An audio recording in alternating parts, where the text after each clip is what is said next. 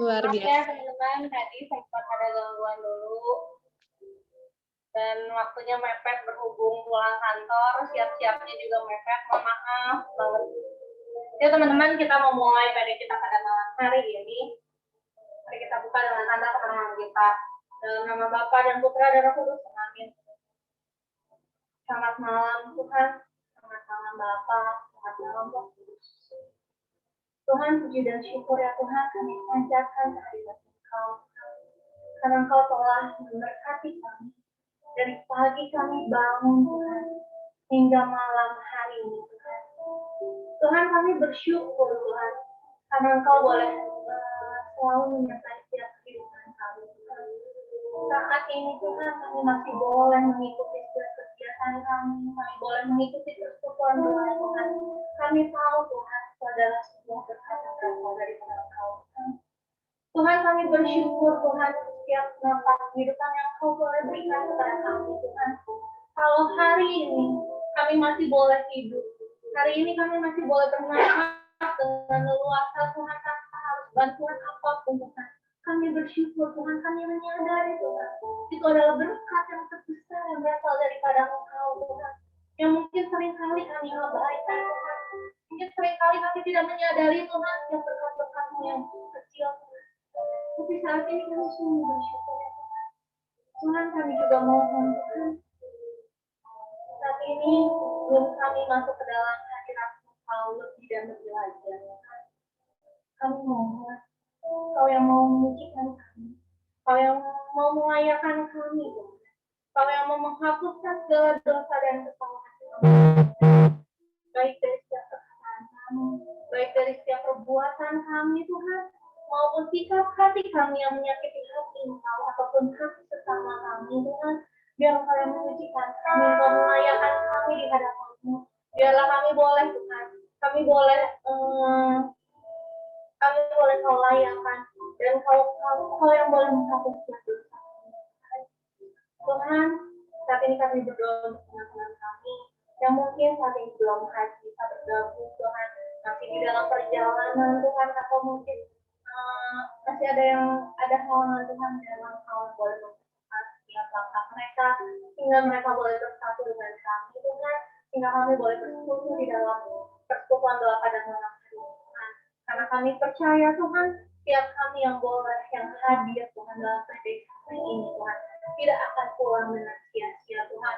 Kami yakin dan percaya Tuhan, setiap beban boleh terangkat Tuhan, setiap kekecewaan boleh terangkat Tuhan. Mungkin saat ini Tuhan, dari antara kami banyak yang mengalami permasalahan, tapi kami percaya, kami yakin dan percaya Tuhan, pada saat kami boleh bersekutu dengan Engkau, Kau akan memberikan kemudahan Tuhan kepada kami Tuhan.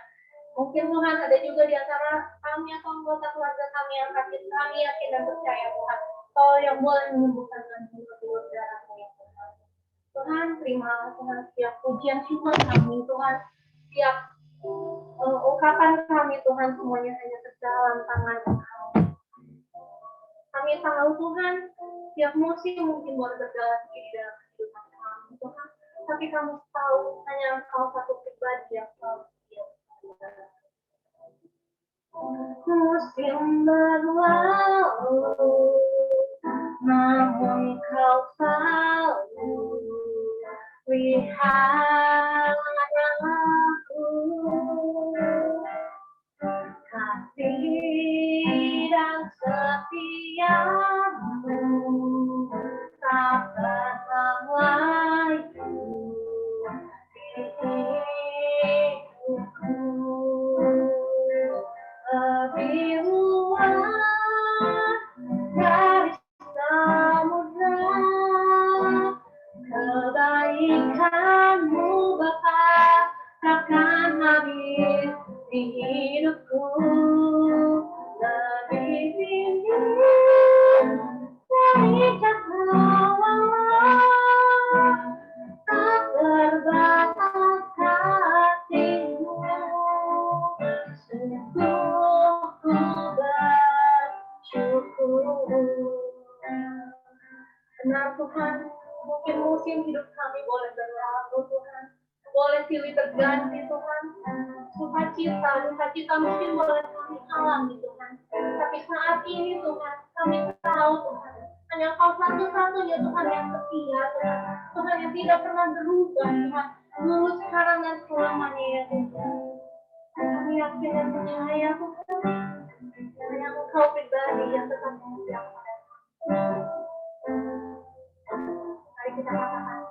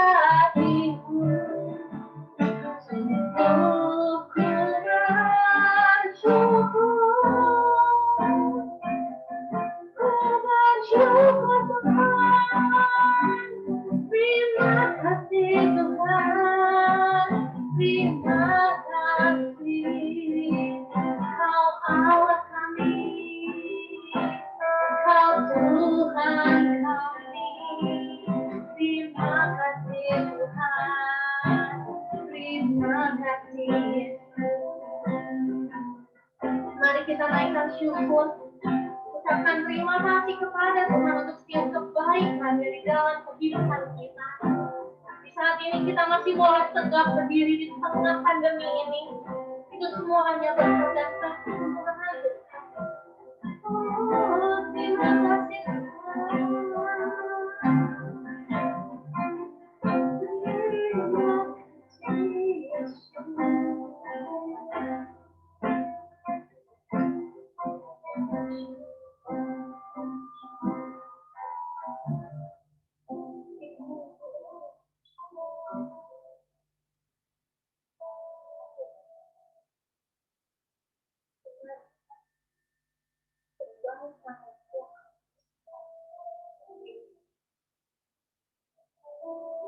Kami harus menghitung setiap detak, oh Tuhan. Tidak akan pernah kami bisa menghitung itu semua, ya Tuhan. Tapi mungkin sering kali Tuhan, ketika hati kami saja yang salah Tuhan. Di mana kami, saat kami mungkin menghadapi masalah Tuhan, kami hanya melihat permasalahan yang terjadi Tuhan, tanpa kami menghitung berkat Engkau yang telah Engkau berikan kepada kami, ya Tuhan. Tuhan, tapi saat ini Tuhan kami saat ini Tuhan mungkin banyak di antara lingkungan kami, atau mungkin ada di antara saudara-saudara kami yang mungkin harus berbaring sakit karena pandemi COVID ini Tuhan. Tapi saat ini kami masih boleh bersekutu dengan Engkau. Kami sungguh bersyukur ya Tuhan. Kami percaya Tuhan, Kau sendiri yang akan menjagai kami Tuhan.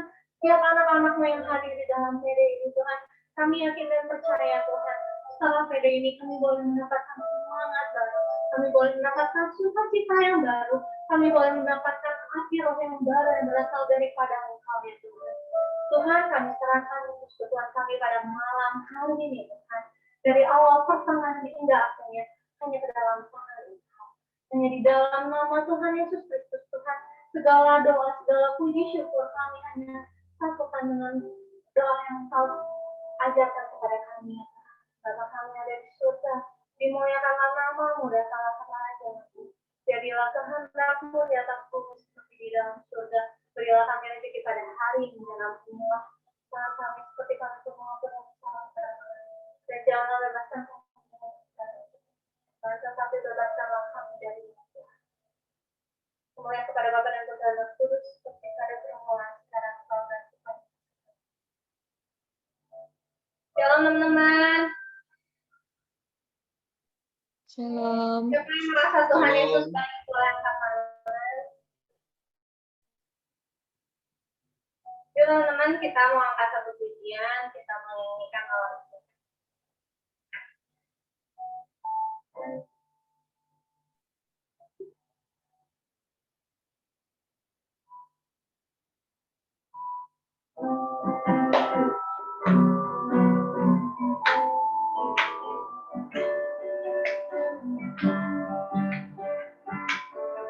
Allah itu baik, sungguh baik bagiku.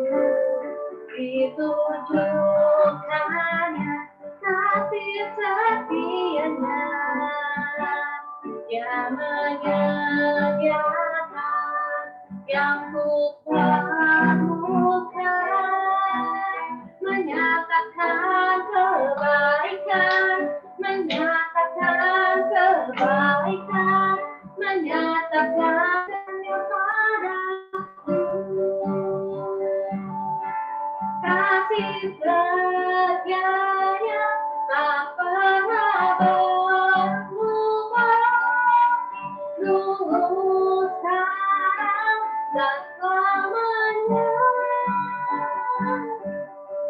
Ajaiblah dalam namanya, Yesusku luar biasa.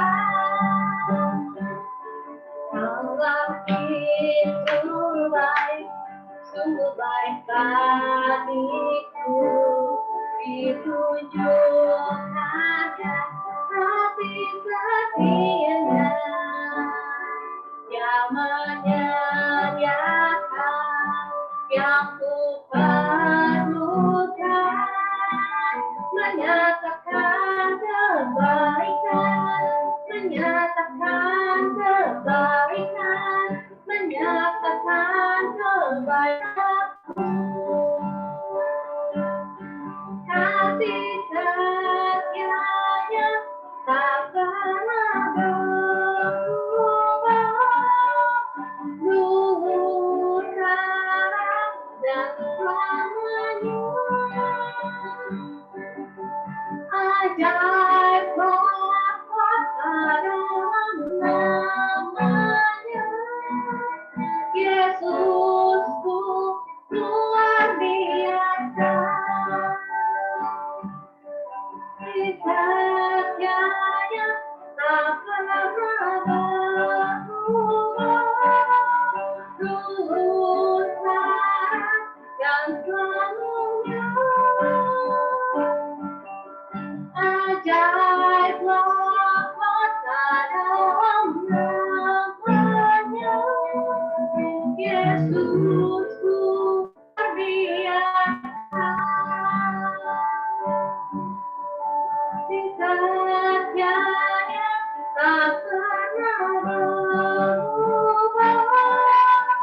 dulu sekarang dan selamanya. Ajarlah kuasa dalam namanya. Yesusku luar biasa. Yesusku luar biasa. Katakan sekali lagi, Yesus luar biasa. Yesusku luar biasa. Beri kemuliaan untuk Tuhan. Teman-teman, ada yang mau kesaksian?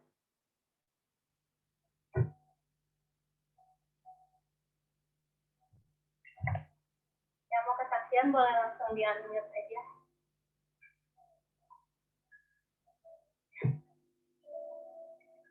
Kalau mau melambaikan tangan itu boleh.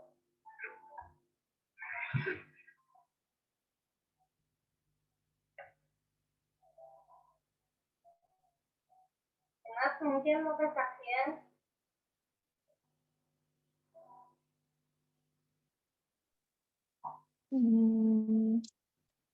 Oh ya udah boleh. Kesaksian ini ceritanya waktu hari Minggu 2 minggu lalu. Saya tuh sempat juga ketemu teman-teman kan, terus udah gitu mata saya tuh sakit, mata saya bisul dan sakit banget, sakit lah gitu lama-lama tuh gitu kan. Pas hari itu tuh hari Minggu, terus berlanjut hari Senin sampai hari Jumat pun masih sakit waktu itu tuh ya. Terus udah gitu, saya udah coba olesin obat gitu kan di si mata saya itu gitu. Tapi kok ini gimana ya, kok kayak kurang membaik terus nih. Padahal udah ditulis di obatnya tuh 3 jam sekali gitu kan si mata suruh olesin itu. Terus pada minggu itu tuh rasa-rasanya kalau nggak salah itu setiap bacaan Injil itu temanya tentang dari kitab Tobit, di mana si Tobit itu kan juga di kitab itu ada juga yang sakit mata juga kan. Aduh kok kayak bisa pas gitu kan. Terus tema PD kita waktu itu tentang malaikat dan salah satunya malaikat Rafael yang bisa menyembuhkan gitu kan. Terus kepikiran juga untuk doain si mata itu melalui malaikat Rafael gitu. Terus udah gitu berlanjut terus pas hari Jumat itu saudara saya tuh ngajakin ini pengakuan dosa Yuci gitu, dia bilang aduh aku agak males, terus aku beralasan dengan mata aku yang sakit, aduh enggak lah kayaknya agak males nih mata aku masih sakit gitu kan. Terus udah gitu oh ya udahlah gitu, saudara aku tuh agak kecewa ya nadanya tuh ya. Ya udahlah kalau gitu, oh ya udah nantilah ya aku kabarin lagi. Terus udah gitu pada hari Sabtunya saya tuh nonton salah satu memang ini salah satu saat teduh gitulah di YouTube gitu. Terus udah gitu temanya itu tentang pengakuan dosa juga gitu. Dan pada acara itu si orangnya bilang ada seorang yang sakit mata juga, dan aku kaget banget loh, itu kan saya gitu, dan saya sakit mata di satu sisi juga tentang pengakuan dosa itu juga yang saya tolak awalnya gitu kan. Aduh ini Tuhan kayaknya aku dapat teguran keras dari Tuhan gitu, harus pengakuan dosa atau gimana ini tuh. Terus akhirnya ya udah si pastor itu mendoakan mata yang sakit itu kan, dan saya imani itu saya gitu, dan puji Tuhan ternyata membaik hari Minggunya gitu kan. Saya langsung foto mata saya kasih lihat ke saudara saya, ini mata saya udah sembuh gitu, puji Tuhan banget ya. Saudara saya juga ngingetin gitu, itu kok persis banget ya di acara itu ada apa namanya mata yang lagi doain itu jangan-jangan mata Cici deh yang lagi didoain kata dia. Terus akhirnya ya puji Tuhan lah mata saya sembuh dan saya membulatkan hati untuk ya pergi pengakuan dosa gitu. Dari situ saya belajar bahwa Tuhan tuh sangat bekerja dalam kehidupan kita. Kadang-kadang kita suka nakal, tapi ya Tuhan menegur kita untuk kembali, dan caranya ajaib sih, bukan hanya mata saya yang sembuh, mata fisik saja, tapi mata rohani saya juga mungkin disembuhkan sama Tuhan gitu melalui firman-firman yang dibagikan dan sakramen pengakuan dosa itu gitu. Dan saya bersyukur atas keajaiban Tuhan yang terjadi dalam hidup saya. Gitu aja, terima kasih. Silahkan yang lain, kesaksian juga. Ya, sama-sama. Teman-teman ada lagi yang mau ngasih kesaksian?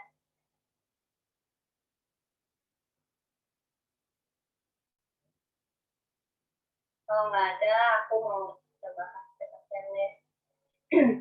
Jadi ceritanya mungkin minggu lalu, mungkin ada beberapa sih, mungkin teman yang udah lihat di IG waktu itu di IG story aku gitu. Waktu minggu lalu tuh hari Minggu, biasa kan aku selalu ke rumah mama masih dekat yang maksudnya beda kompleks, tapi masih deketan lah gitu. Nah, aku tuh pulang dari rumah mama, pas keluar kompleks rumah mama tuh, aku ngeliat ada mobil pemadam kebakaran 3. Ketumben ya mobil pemadam kebakaran masuk ke Batu Nunggal gitu. Tapi kayak nggak ngeliat ada api ataupun ada asap lah. Biasa kan kalau deket ya kelihatan gitu. Terus aku lihat karena ya sama anak kan, aku sama anak. Terus anak aku tuh ya memang suka tuh mobil pemadam kebakaran tuh, damkar itu. Mama itu ada damkar, jadi dia kayak pengen berhenti lah gitu, pengen lihat dulu gitu. Aku lihat mobil itu tuh ke arah pasar modern di belakang lah, di daerah kompleks di paling belakang. Oh iya, udah aku pikir ke daerah sana gitu. Oh, kebakarannya di perumahan penduduk kali, tapi yang belakang dekat pasar gitu, karena emang kompleks ini masih ada tembus sama rumah penduduk. Tapi pas aku tuh dari situ tuh ada perlu dulu mau ke depan lah gitu. Tapi dari situ aku lihat kenapa ya mobil pemadam kebakaran itu mau terbalik gitu, jadi ke arah pasar gitu, terus ke arah tempat yang sebenarnya mau ke arah menuju rumah aku gitu. Tapi nggak terpikir bahwa itu terjadi di komplek lah gitu awalnya. Dah, aku tuh tetap ke depan gitu, udah tetap ke depan. Pas pulang penasaran gitu, tuh tadi kebakaran di mana ya gitu. Aku nanya ke security di depan komplek, Pak, kebakarannya di mana? Dan dia tuh jawab gitu, oh di Mulia sebelah. Aku langsung mikir Mulia sebelah itu kan daerah rumah aku tuh di Mulia sebelah gitu. Itu orang pinggir-pinggir jalan Mulia yang masih gede gitu ya, kompleks jalan rayanya, masih orang-orang tuh udah pada keluar. Terus aku pas mau belok ke belokan Mulia sebelah, aku lihat wah orang udah rame nih. Terus mobil pemadam kebakaran berhenti di tengah-tengah Mulia sebelah. Terus sempat kaget banget gitu. Aduh ini nomor berapa nih yang kebakaran gitu. Karena nggak nomor-nomor awal, berarti kan nomor-nomor ada nomor akhir gitu.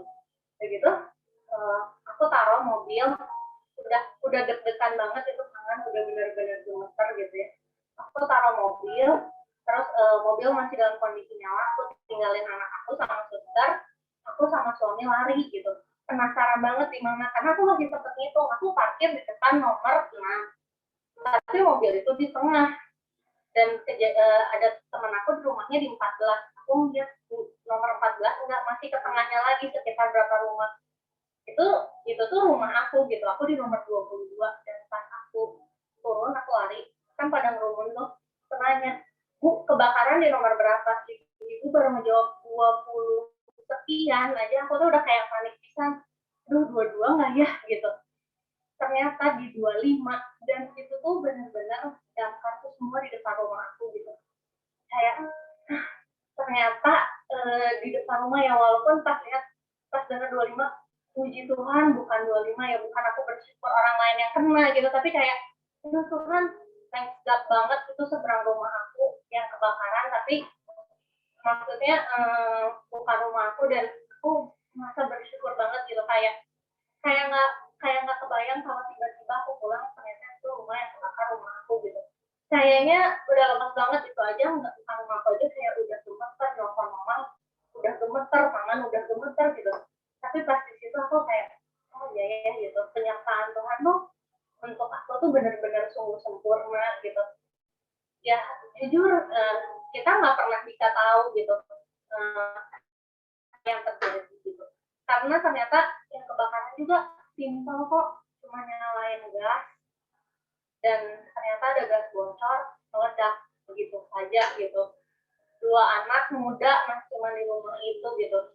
Kayak ya yang namanya musibah tuh bisa terjadi kapan aja gitu. Terus kayak ya ketakutan untuk kita nggak bisa ngejagain semua apa yang kita miliki. Kita nggak bisa yang namanya ambil alih, kita yang harus semuanya. Tapi di situ aku disadarin gitu, kalau bukan karena kasih karunia Tuhan, ya bisa aja tuh walaupun seberang gitu, ya bisa aja itu api begitu besar juga ke depan gitu, walaupun ternyata ke rumah asapnya bau banget.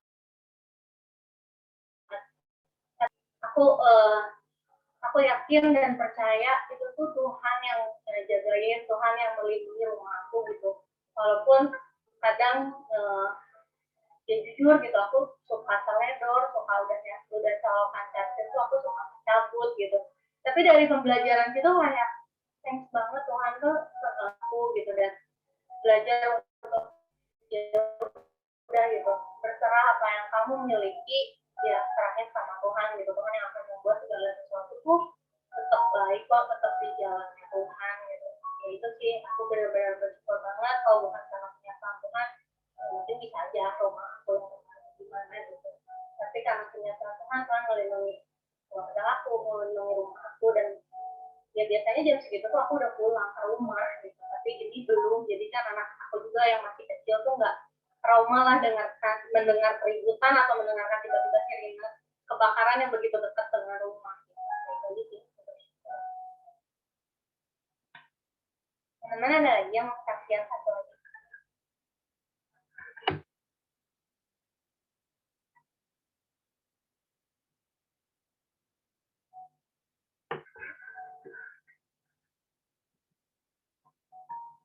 Kalau nggak ada, temenan saat ini kita ambil waktu ini sejenak.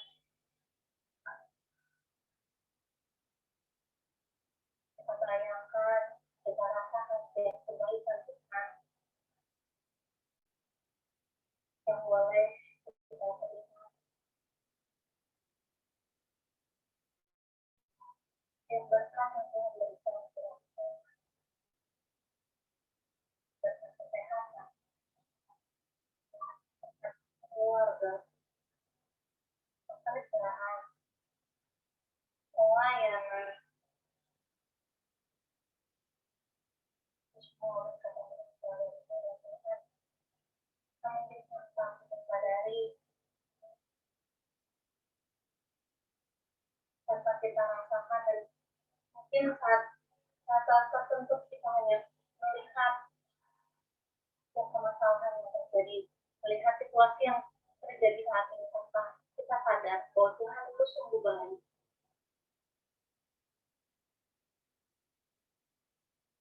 Kita sadar bahwa saat ini apa kehidupan yang Tuhan berikan itu juga adalah yang sungguh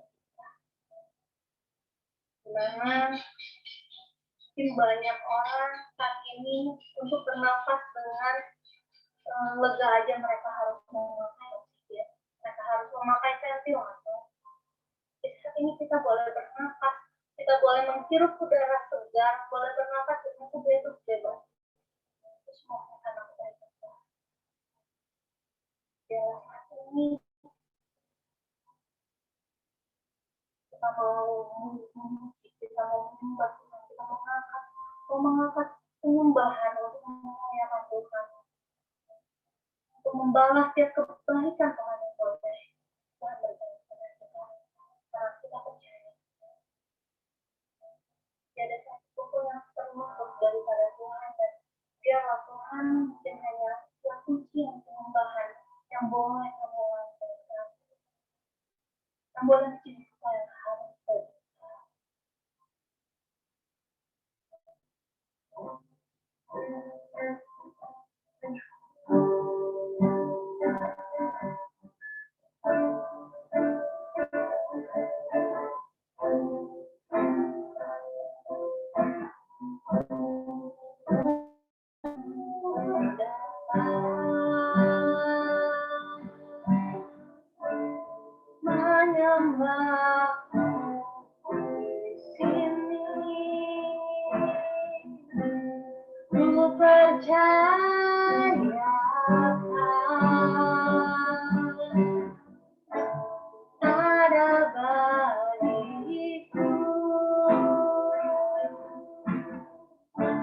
Tak usah ku takut.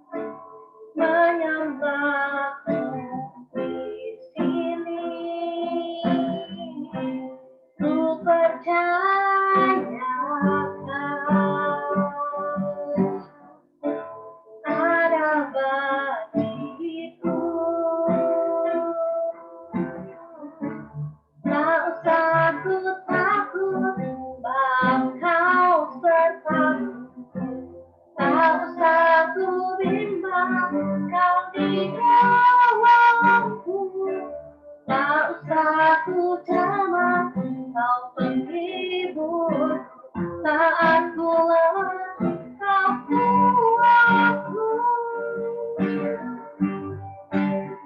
Nyanyi haleluya, ku nyanyi haleluya.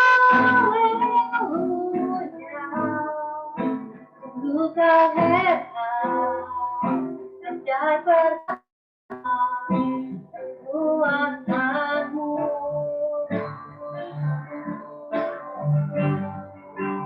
Ku nyanyi haleluya,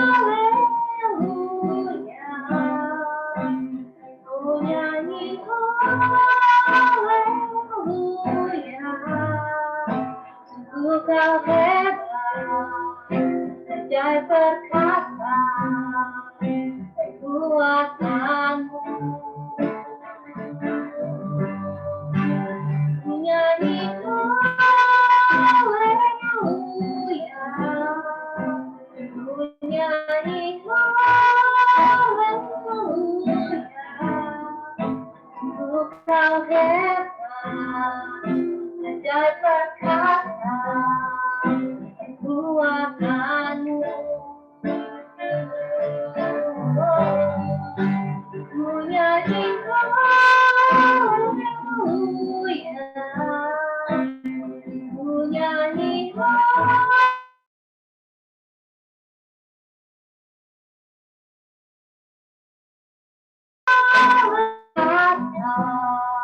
perbuatanmu. Katakan ku nyanyi haleluya, ku nyanyi haleluya, ku nyanyi haleluya. Sungguh kau hebat, ajaib perkasa perbuatanmu. Hidupku, sungguh kau hebat, ajaib perkasa perbuatanmu. Hidupku, sungguh kau hebat, ajaib perkasa perbuatanmu. Hidupku,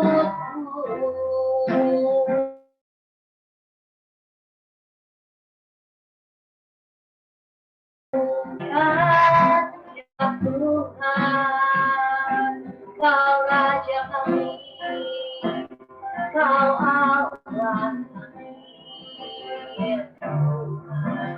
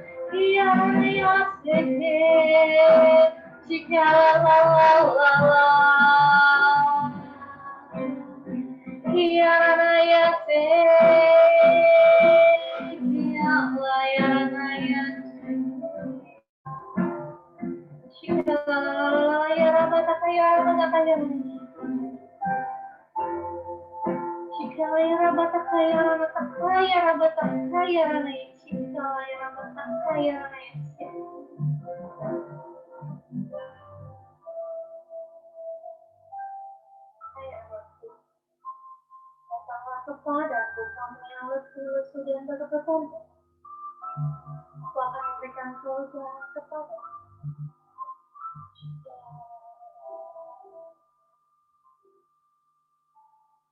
Shelaya rabatakaya rabatakaya rabatakaya. Shelaya rabatakaya rabatakaya rabatakaya.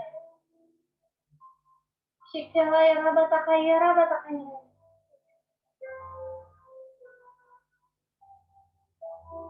Janganlah engkau takut walau seakan keadaanmu, situasi keadaanmu begitu menekan. Janganlah engkau takut.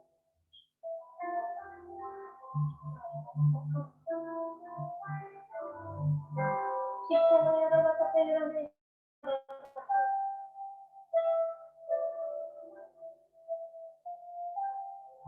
Shelaya rabatakaya.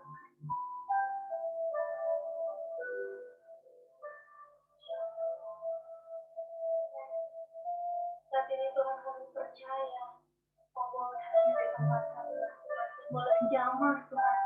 Kami pribadi, lepas pribadi di rumah kami masing-masing. Saat ini kami percaya Tuhan, sukacita yang berasal daripada Engkau boleh Engkau curahkan Tuhan kepada kami Tuhan. Damai sukacita, api rohmu Tuhan boleh tercurah bagi kami. Tuhan, saat ini Tuhan, kami mau duduk diam di hadapan-Mu Tuhan. Kami mau mendengarkan setiap kerinduan dan isi hati-Mu Tuhan, yang boleh dibawakan oleh Cisanti Tuhan. Kiranya Engkau boleh memberkati Tuhan Cisanti dari ujung kepala hingga ujung kakinya Tuhan. Biarlah setiap apa yang dibawakannya pada hari ini Tuhan, pada malam hari ini, semua sesuai dengan kehendak Engkau ya Tuhan. Tuhan Kau yang pakai Cisanti Tuhan, Kau yang pakai sesuai dengan kehendak Engkau, dan kami yakin dan percaya Tuhan. Setiap kami yang boleh mendengarkan firman Tuhan, boleh memperoleh sesuatu, boleh memperoleh sukacita baru Tuhan, dan kami boleh Kau perbaharui Tuhan, dan kami percaya Tuhan, Kau boleh berkati kami melalui setiap firman yang boleh Kau berikan pada malam hari ini. Biarlah Tuhan, kami beracara Tuhan, biarlah kami boleh berduka, biarlah kami boleh mendengarkan, boleh menjadi murid-murid-Mu yang ya Tuhan, mendengarkan firman Tuhan. Terima kasih ya Tuhan, segala doa, panjatkan semuanya hanya ke dalam tangan Kau dan dalam pokoknya yang Kau beri. Terima kasih. Hai, shalom semua. Halo. Sebentar ya, aku sambil ngidupin Zoom. Ada Zoom doa, aku mesti jadi hostnya. Oke, sudah. Oke, shalom semua. Shalom. Oke, saya hari ini disuruh bawain tentang The Blood Covenant. Buat yang belum kenal, salam kenal ya. Kalau bisa videonya dibuka, jadi aku nggak kayak ngomong sama tembok ya. Oke, let me see. I try to share the screen. Oke, teman-teman. Yap, ini. Oke, salam kenal semua. Buat yang belum kenal, perkenalkan nama saya Tanti. Saya, aduh ini nggak kelihatan ya apanya. Gimana caranya yang ngeluarin zoomnya lagi? Sorry. Supaya ada gambar di sampingnya gimana ya? Oke, nggak tahu deh. Pokoknya begini deh ya. Sorry, kemampuannya terbatas. Oke, perkenalkan nama saya Tanti. Saya ibu dari 3 anak. Ini anak saya ada yang besar, ada 2 yang kembar. Dan yang paling kecil namanya si Cookie Chan. Nah, new boy. Oke, saya mau share. Ini adalah gambar teman-teman saya di Singapura. Saya dari Blessed Family Group. Ini foto saya dengan teman-teman biking saya. Saya kasih pantun ya. Buat apa beli Bronton di kota Medan kalau tidak suka dipakai jalan-jalan? Buat apa mengaku orang beriman kalau tidak suka baca firman? Oke, sebentar ya. Teman-teman nggak bisa lihat aku ya. Gimana caranya supaya bisa lihat ya? Sebentar ya, aku ganti dulu ya. Gallery view. Terus aku pergi ke share screen. Nah, oke. Oh, nggak keluar juga. Kenapa ya? Ada yang tahu nggak gimana cara bisa ngeluarin gambar partisipan di sebelah sini? Oke, never mind. Oke, kita mulai ya. Hari ini aku akan bawain tentang The Blood Covenant, tentang perjanjian darah. Jadi buat teman-teman, hari ini kita akan ngomongin tentang apa itu perjanjian. perjanjian lama, perjanjian baru, terus perjanjian ala Chinese. Jadi hari ini ada Chinese food sedikit. Terus yang terakhir kita akan bahas tentang hak atas janji itu, ya. Aduh sayang sekali saya nggak bisa lihat wajah-wajah kalian, gimana caranya ya? Oh my goodness. Kalau ada yang bisa tolong saya kasih tahu ya caranya ya. What should I press gitu loh, karena ini masih gaptek ini. Oke, aku lanjut ya. What is covenant? Apa itu perjanjian? Apa itu the covenant? Perjanjian itu adalah seperti kontrak. Seperti kalau kita sewa rumah, jual beli rumah, jual beli sewa tanah, sewa macam-macam. Jadi ada kontrak, ada dua pihak, pihak owner dan pihak tenant. Itu ada dua pihak yang berjanji. Kalau satu pihak melakukan sesuatu, maka pihak lain wajib memenuhi kewajibannya. Kira-kira itulah namanya covenant. Nah, di dalam Alkitab kita sering dengar kata the covenant, perjanjian. Seperti waktu Tuhan membuat perjanjian dengan Nuh, dengan Abraham, dengan bangsa Israel, dengan Raja Daud. Jadi ada banyak perjanjian. Salah satu contoh perjanjian ya, Waktu Tuhan berjanji dengan Adam, Tuhan bilang sama Adam, beranak cuculah, bertambahlah banyak, taklukkanlah dan kuasailah atas ikan-ikan, burung-burung dan binatang. Ya, terus tuh untuk Nuh, Tuhan juga bilang beranak cuculah, bertambahlah banyak. Terus tetapi untuk Adam taklukkanlah, bahasa Inggrisnya dominion over. Jadi kita tuh mesti menguasai alam gitu ya.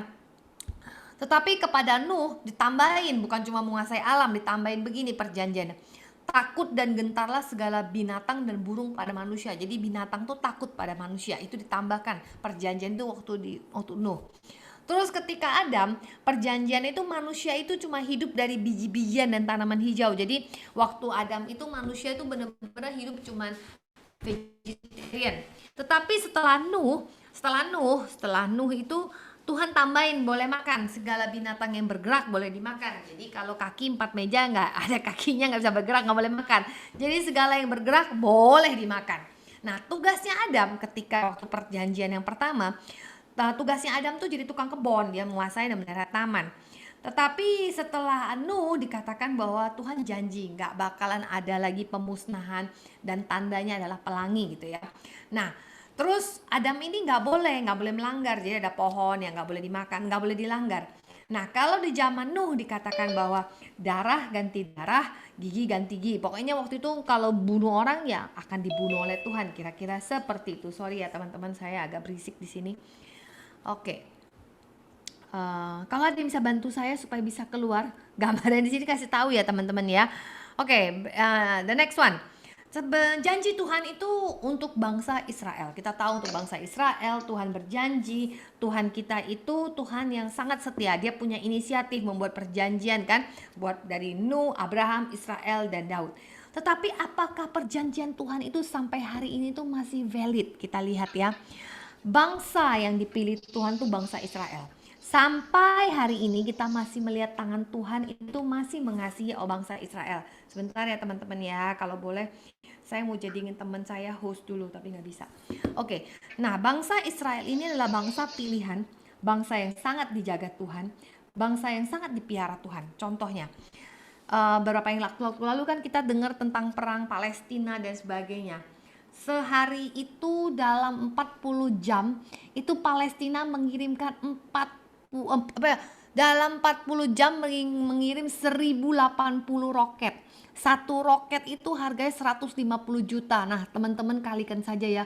Jadi siapa yang bilang kalau Palestina atau Gaza itu miskin? Aduh, kaya banget bisa ngirim roket tuh dalam 40 jam 1080 roket. Bayangin, hebat sekali ya. Dan di udara itu ada yang namanya Iron Dome. Jadi nggak bisa masuk. Jadi seperti ada tudung sajinya. Ada yang tudung saji yang melindungi kota-kota di Israel. Luar biasa ya. Sampai hari ini. Bahkan pernah ada satu koran nulis begini. Itu ya yang ngomong orang Palestina. Itu ya Tuhannya orang Yahudi itu suka membuat roket kami itu berbelok sendiri. Pernah ada artikel seperti itu. Jadi sampai hari ini tangan Tuhan masih tetap melindungi yang namanya bangsa pilihan itu. Jadi kita lihat perjanjian itu masih valid. Tuhan itu masih setia kepada janjinya. Kalau kita nggak setia, Tuhan tetap setia. Cuman untuk bangsa Israel memang Tuhan didik sangat-sangat keras. Bangsa itu nggak main-main Tuhan didik. Mari kita lihat lagi sebuah perjanjian. Saya mengajak teman-teman membuka Keluaran 19 ya, buka Alkitab masing-masing, buka Keluaran 19. Bentar ya, sambil saya masukin teman saya dulu. Oke, dan Oke, udah Keluaran 19. Oke, nggak usah dibaca semua karena nanti saya akan dari 19 sampai ke 24. Nah, teman-teman denger ya. Ketika Tuhan membuat perjanjian dengan bangsa Israel, ketika Musa di padang gurun membawa bangsa Israel keluar, Tuhan membuat perjanjian buat mereka. Dan Tuhan ketika membuat perjanjian, saya bacakan ya, itu ada di sebentar. Ya, ketika Tuhan membuat perjanjian ya di Keluaran 19, kita baca ayat 5 ya. Jadi sekarang jika kamu sungguh-sungguh mendengarkan firman pada perjanjianku. Sorry, aduh. Oke, sorry ya mengganggu ini.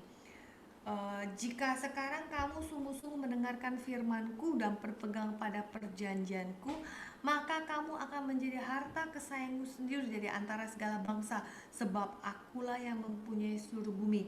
Kamu akan menjadi bagiku kerajaan imam dan bangsa yang kudus. Jadi dari pertama Tuhan bilang, dari waktu perjalanan bangsa Israel itu Tuhan menampakkan diri di gunung, dan Musa itu berjalan ke tengah gunung ngomong sama Tuhan, dan Tuhan bilang, aku mau pilih bangsa ini menjadi kepunyaanku, bangsa perjanjianku. Dan waktu itu kita bisa lihat kalau teman-teman mulai baca dari Keluaran 19, itu perjalanannya ya, waktu Tuhan membuat perjanjian itu ya seperti orang lamaran kawin.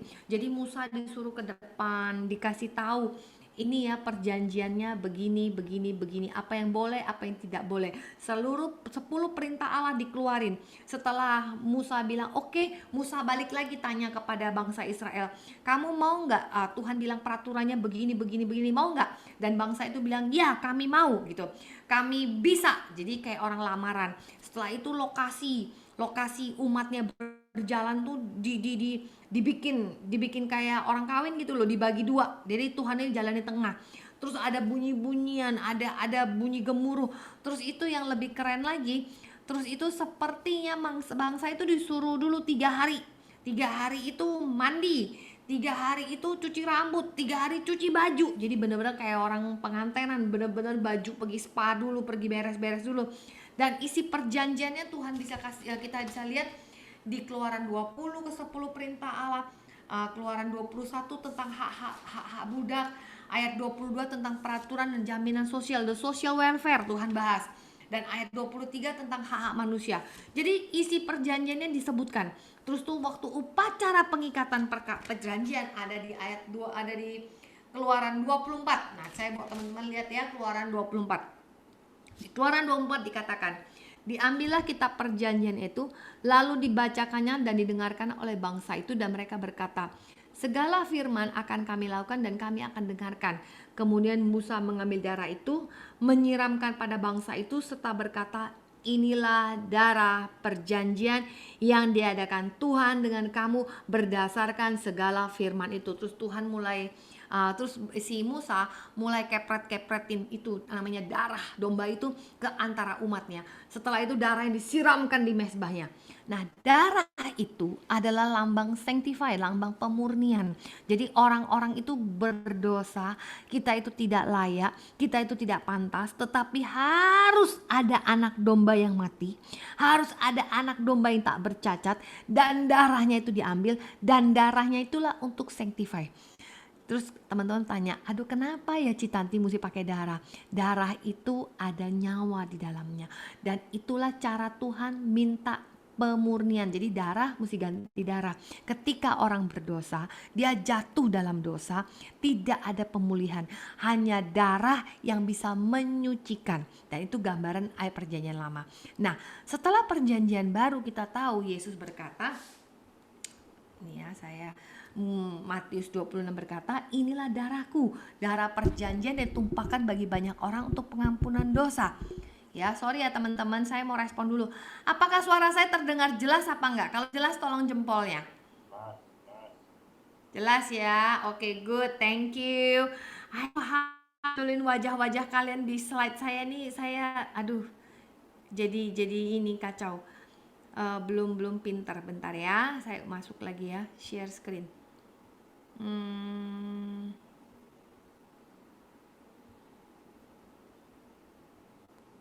Nah, balik bisa, bagus. Oke, the blood covenant. Jadi ketika darah Yesus itu bilang bahwa inilah darahku, darah perjanjian baru yang ditumpahkan bagimu. Kan Yesusnya bilang, dan bagi pengampunan dosa. Setiap hari Minggu kalau kita misa, selalu perkataan itu diulang. Inilah darahku, darah perjanjian baru yang ditumpahkan bagi banyak orang dan bla bla bla. Saking kita sering dengernya, kita jadi nggak ngerti maksudnya apa sih. Suatu hari saya lagi nonton suatu film tuh ceritanya ini anak sama keluarganya datang dari Albania, dan mereka keluarga muslim dari Albania. Terus mereka itu kan pindah ke Eropa. Terus waktu mereka mau pindah ke Eropa, anak ini cerita sama tetangganya, kamu tau nggak, aku mau pindah ke Eropa sama papiku dapat kerjaan. Jadi papanya tuh dapat kerjaan sebagai tukang sampah di kota London, kira-kira begitu. Terus tangganya bilang, kamu nanti hidup di tengah bangsa kafir ya, kamu tau nggak orang kafir itu ya, mereka punya masjid ya, dalamnya minum darah loh, terus daging orang dimakan-makan. Terus anak kecilnya begitu ketakutan, orang kafir serem ya. Waktu saya nonton itu ya, saya baru mulai, jadi orang melihat kita itu, kita ini sedang lagi minum darah kayak vampir gitu ya. Sedangkan kita Katolik dari kecil rasanya tuh ya inilah darahku perjanjian baru, nothing. Nah, apa yang kayaknya tuh ya normal gitu, wajar. Tapi ternyata orang yang di luar kita memandang kita ini vampir yang minum darah gitu, kira-kira begitu ya. Nah, oke. Terus setelah itu di Roma 3 ayat 23 katakan, karena semua orang telah berbuat dosa dan telah kehilangan kemuliaan Allah, dan oleh karena kasih karunia telah dibenarkan dengan cuma-cuma karena penebusan dalam Kristus Yesus. Kristus Yesus telah ditentukan Allah menjadi jalan perdamaian oleh iman karena darahnya. Jadi intisari dari Roma 3 ini mengatakan semua orang jatuh dalam dosa, tetapi orang itu bisa diperdamaikan karena darah Yesus. Tadi kan kita lihat di Musa itu bangsa ini berdosa. Bangsa ini bangsa barbarian. Bangsa ini adalah orang-orang yang budak dari Mesir. Tetapi ketika Tuhan memilih budak-budak ini untuk dijadikan anak kesayangannya, oleh karena itu Tuhan mesti potong kambing banyak, dan darah itu mesti dikepret-kepretkan. Dan kalau kita lihat gayanya orang Yahudi zaman dahulu, setiap tahun mereka mesti potong kambing, terus darahnya dikepret-kepretkan, dan mereka itu suci kudus selama berapa lama? 1 tahun. Tahun depan mereka balik lagi, extension lagi. Jadi mereka extension lagi 1 bulan perjanjiannya, nanti 1 tahun kemudian extension lagi. Setelah zaman Yesus tidak perlu extension lagi. Sekali Yesus mati sebagai domba yang tidak bercacat, dan dia adalah Tuhan sendiri, dan dia tidak berdosa, maka karena sekali mati itu bisa menjamin kita bertobat sampai kita mati, itu tetap berlaku. Bahkan siapapun yang kita bawa, keluarga besar kita di dalam nama Yesus untuk terima dia sebagai Tuhan, itu semua bisa disanctified. Nah, itulah kenapa darah Kristus sekali aja mati. Orang tidak lagi merayakan anak domba yang dipotong-potong. Jadi sejak Yesus tidak ada, bait Allah kedua tidak ada, jadi tidak perlu lagi orang itu berulang-ulang untuk mengadakan perjanjian lagi. Oke, berikutnya teman-teman, sebelum saya masuk ke Chinese ala Chinese ya, darah Kristus, saya balik lagi ya teman-teman ya. Ibrani 9 ayat 13 katakan, jika darah domba jantan dan darah lembu jantan dan percikan abu lembu muda menguduskan mereka yang najis sehingga mereka disucikan secara lahiriah, betapa lebihnya darah Kristus yang oleh darah yang kekal telah mempersembahkan dirinya sendiri kepada Allah sebagai persembahan yang tak bercacat, akan menyucikan hati nurani kita dari perbuatan-perbuatan yang sia-sia, supaya kita dapat beribadah kepada Allah. Jadi sekali lagi, Yesus itu adalah seperti darah domba atau lembu jantan. Jadi kalau kita perjanjian lama, Itu sanctified atau dimurnikan. Orang itu ditebus 1 tahun itu melalui darah anak domba, ya kan? Ingat waktu Yesus baru lahir, Yesus dipersembahkan di bait Allah. Tapi karena Yesus datang dari keluarga yang sederhana, maka yang dipersembahkan adalah 2 anak, apa itu namanya, burung tekukur, turtle dove. Jadi kalau dia orang kaya, ekonominya orang kaya, jadi yang dipersembahkan itu ada bulog, ada sapi yang besar gitu. Tapi kalau dia dari keluarga yang medium size dan dia cukup dengan darah kambing, oke? Kalau dia orang yang lebih sederhana lagi, maka dia harus mempersembahkan dengan darah 2 burung tekukur kayak Tuhan Yesus. Jadi darahnya ini untuk menyucikan selama setahun. Nah, ternyata waktu Tuhan Yesus datang, dia tidak berdosa, dia itu seperti Adam. Kalau Adam tuh karena 1 orang berdosa, semua orang satu dunia jadi berdosa. Tapi Yesus adalah Adam yang terakhir, ketika dia tidak berdosa, ketika dia taat, maka seluruh orang yang mengaku percaya dan terima dia sebagai Tuhan, maka bisa diselamatkan. Sampai sini ngerti ya teman-teman? Nah, mungkin teman-teman mulai bertanya, Citanti ngapain ya kita belajar ginian ya tentang darah-darah? Kan kita udah tahu semua, kita mah Katolik dari kecil misalnya ya. Tadi malam saya nonton film Conjuring. Siapa yang di sini yang sudah nonton film Conjuring? Angkat tangan. Apakah cuma diriku saja? Ada yang sudah nonton belum? Di Singapura baru putar Conjuring 3. Udah nonton? Ada yang pernah nonton nggak Conjuring? Coba angkat tangan. Nggak ada ya? Oke. Saya bukannya mau promosi film hantu, bukan. Cuman saya begini. Anak saya nonton, kebetulan mereka cerita, Mama aku nonton film Conjuring, it's a so Catholic movie no Mami. So saya bilang sama adik saya, yuk kita nonton yuk. So kita nonton di Netflix, nggak Netflix sih, semalam saya nonton di box gitu, Conjuring 1. Nah ceritanya kira-kira begini ya, ini cuma bahan ilustrasi kita aja ya. Ketika saya nonton film itu, Conjuring itu berdasarkan based on true story. Jadi cerita hantu, cerita setan. Jadi ada satu keluarga yang diganggu oleh setan. Dia beli rumah, ternyata rumah ini bekas ada orang bunuh diri. Jadi bunuh diri rame-rame. Jadi tanah itu haunted gitu kan ya. Dia tinggal di rumah itu, dia punya anak perempuan 5 dan diganggu setiap malam oleh setan gitu dalam rumah itu. Dan akhirnya dipanggillah tim exorcism. Jadi ada tim exorcism yang ditunjuk oleh Bapak Paus gitu loh. Jadi tim ini mesti datang menyelidiki hantu ini. Jadi ada bawa polisi, terus pasang kamera, diselidikin. Kalau ternyata betul ada gangguan di rumah ini, mereka itu mesti ada pastor yang mengajukan ke Vatikan. Bayangin loh, itu di London. Kira-kira di Eropa lah. Mereka mesti mengajukan ke Vatikan. Nanti kalau Vatikan setuju, diutuslah pastor yang membuat pelepasan. Bayangin ya, ini keluarga kurang rohani, sangat terganggu, dan hantunya setannya itu kuat sekali, bisa lempar-lempar gitu. Serem dah. Nah, bayangkan ya kalau kita di situasi yang seperti itu, kita diganggu setan. Saya lagi mikir ya, kalau saya lagi diganggu setan, terus rumah saya haunted, terus saya nggak punya duit buat pindahan, anak saya di rumah menjerit-jerit, terus kurang tidur, wah, it's very traumatic gitu. Tapi harus nunggu approval dari Vatikan, alangkah susahnya gitu ya.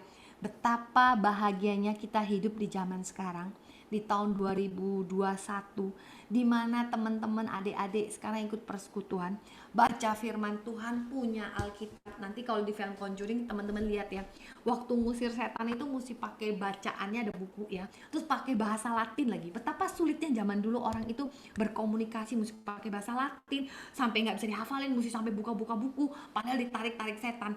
Saya bayangin alangkah repotnya. Seandainya gitu kita hidup tahun 2001, terus kita tahu firman tuh bunyinya gini, aku memberikan kau kuasa menginjak ular dan kalajengking.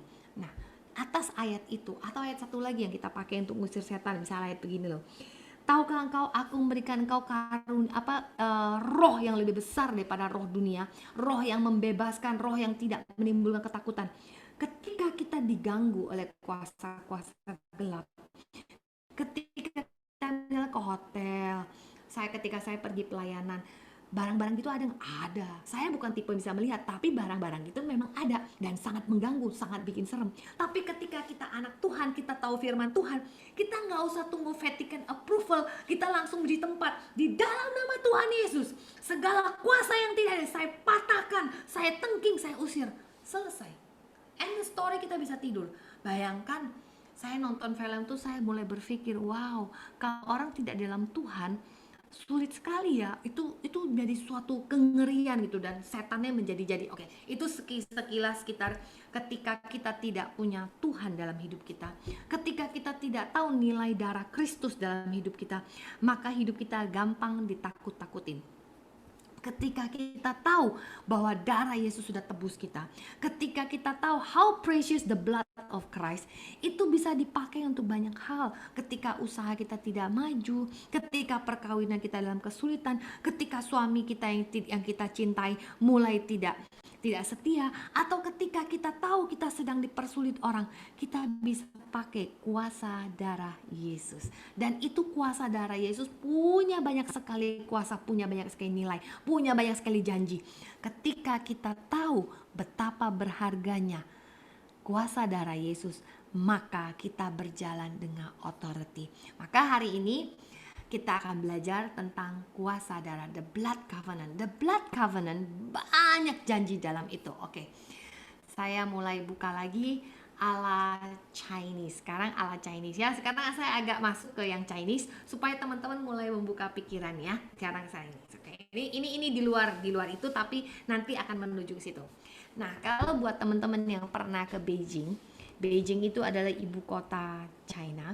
Di situ ada sebuah Temple of Heaven. Jadi kalau teman-teman yang pernah ke Beijing akan dibawa tur ke namanya Temple of Heaven. Jadi padahal Temple of Heaven itu translate dari Tianta.